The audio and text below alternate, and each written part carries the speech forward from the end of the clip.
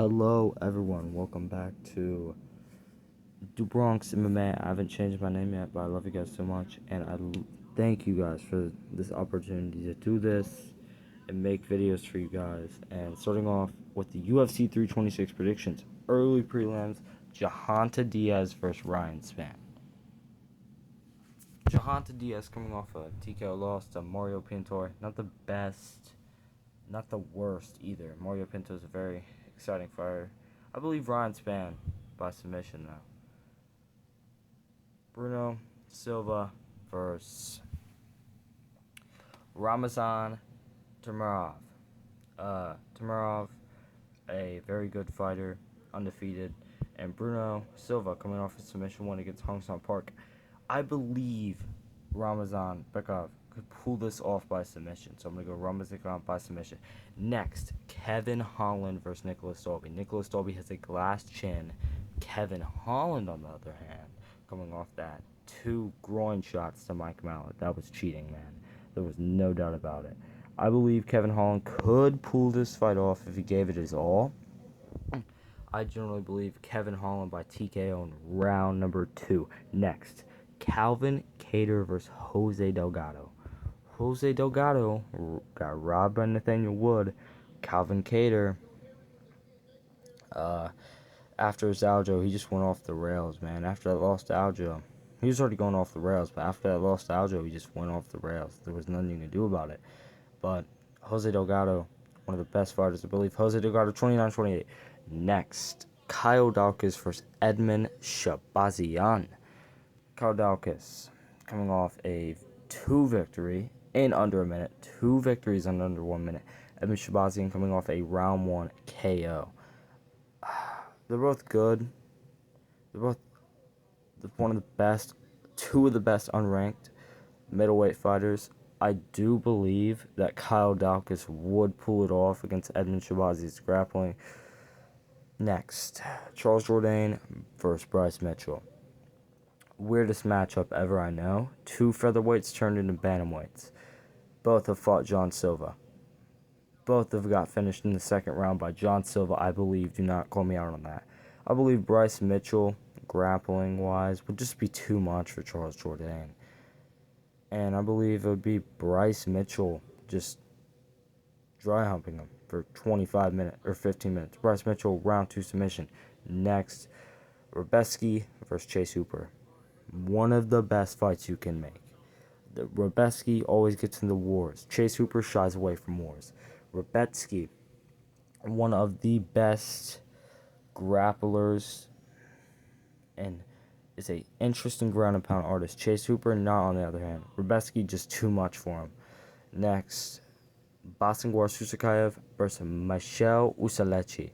Usalechi just announced that he had a fight coming soon in 2 months.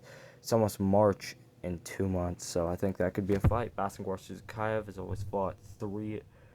fought 319 and 322, all coming off finishes 2. I think Basingwar would just be too much for Usalechi. I believe Basingwar could just TKO him. Main card. Alright, let's start off with RoboCop versus Bo Nickal. Such a fun fight, man. Bo Nickal gets him on the ground. It's not over because RoboCop is good at BJJ. I believe Bo Nickal could just submit him in rounds 1 and 2. But if it goes past the 3rd round, I'm going to lead towards RoboCop. And you might be saying, oh, he head kicked Rodolfo Vera. No, RoboCop, round 1 submission. Mike Malott versus Jeff Neal. Alright, this fight is really good if they made it. Jeff Neal coming off a brutal KO loss to Carlos Prates. Mike Malott won by cheating against Kevin Holland. We needed new guys at welterweight, but Mike Mallett's not the guy. I believe Jeff Neal starts his run back up. I just believe he's just too much for Mike Malett. If you could say Mike Malett gets him on the ground, I mean, Jeff Neal, hands of steel, man. He can do some damage on the feet, and I believe Mike Malett got TKO'd by Neil Magny. Jeff Neal by TKO. Next, Kariuki Horiguchi versus Amir Albazi. I mean, Amir Albazi hasn't fought in a year. He's probably not going to fight for 4 more months. He had a fight scheduled with Tatsu Taira. He ducked. He was injured, apparently. But give me Kyoichi Horiguchi by submission. I mean, Horiguchi just has those threats, man. I don't think you can really do too much about it. Next, I believe Merab Dvalishvili will get it done against Piotr Yan. Against Ayman Zahabi, he will fight next. Umar has Ramadan if he wins. Figgy won't win. He won't come back that soon. Sean O'Malley won't come back that soon. Song Yadong won't come back that soon. Peyton Talbot won't come back that soon. The only fight to make, if Merab wants to stay active, is Ayman Zahabi. And Ayman Zahabi, I hope Ayman Zahabi just gets chinned bad. Or sub bad. I mean, I cannot stand this Ariel Helwani lookalike. It makes me so mad when he fights Rob Marlon Vera, robbed Jose Aldo. I'm just sick of this guy, and Merab just needs to get him dealt with so Ariel Helwani can retire. I mean, it just makes me mad that he's still on the roster. I'll be a number one Ariel Helwani hater. Or not Ariel. Sorry, Ariel. I meant, I forgot the name. Zahabi hater. Merab. Charles Oliveira vs. Max Holloway. This fight broke my heart. I can't even lie. Charles.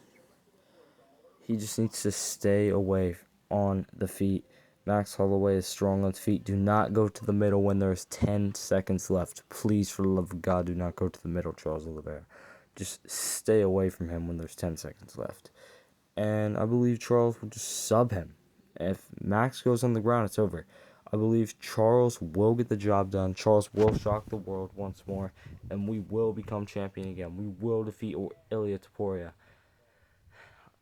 And my King Charles, bro. We will beat Ilia Topuria. Anyways, guys.